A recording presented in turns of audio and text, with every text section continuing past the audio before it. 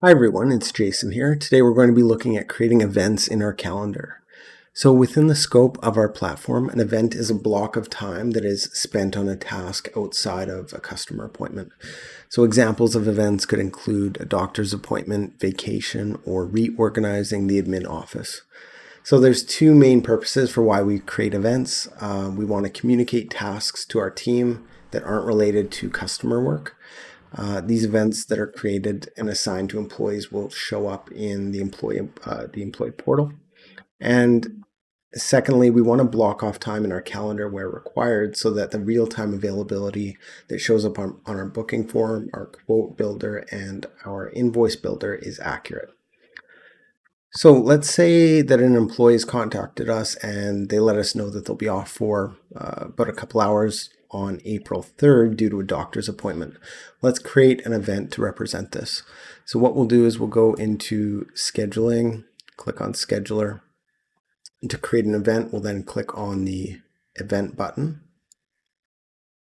And we'll give this a brief title. We'll call this personal appointment.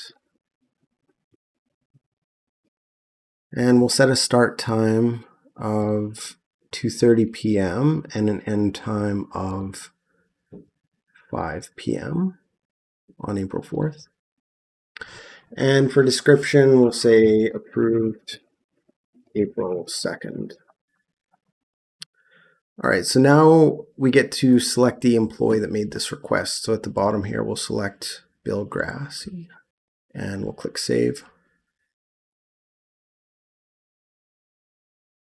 All right, so after saving the event, we'll be provided with a summary of it, which you see here.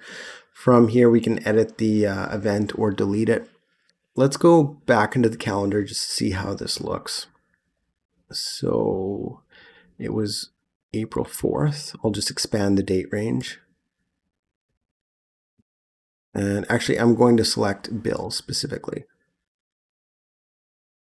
So if we scroll to the right, here's the event here. You can see it's blue in color. If we want to delete the event, we can click remove. If we want just a small summary of what the event represents, we can click on the event title here, and we see that it's a personal appointment that was approved April 2nd. And if we want to go into the event, see some more details, maybe edit it, we can click on that information icon as we've done. So next, let's look at creating an event for a team. So let's say that we're interested in having one of our teams clean the office on April 3rd. Let's create an event for that. So we'll go into our scheduler, click event, and we'll say office cleaning or super clean. And we'll say that this is going to happen on April 4th from, we'll say 2:00 p.m. all the way to 5 p.m. And rather than selecting an individual employee, we're actually going to select a team. So we'll select the J team. All right, so the event's been created. Let's look at the scheduler to see how that shows up. So we actually do have an overlapping appointment. I'll maybe just delete that. There we go. Okay, so their calendar is free for the office cleaning to take place. So one note that I'll make on events is that, as I mentioned before, you can remove them by clicking delete. So we've removed it from one of the employees here. What you cannot do is actually copy an event to another employee. So if we click on the event and select Jessica, for example, we'll get this message up here indicating that we cannot copy events. All right, so let's tackle one more example. Let's say we want to block off all employees' calendars to represent an upcoming national holiday. How do we do that? Let's click event.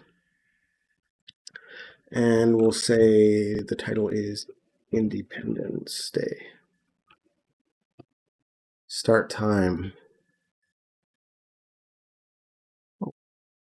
July 1st. And as you'll see in a second, it doesn't matter what the start and end times are, really, so long as the end time is after the start time. What we'll do is we'll click block bookings on these days, and you see by doing this it gets rid of the times.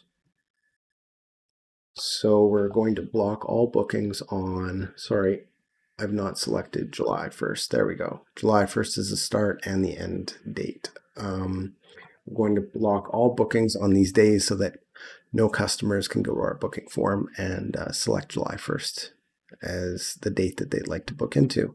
We'll click save on that. How does that look within the scheduler? Let's take a look.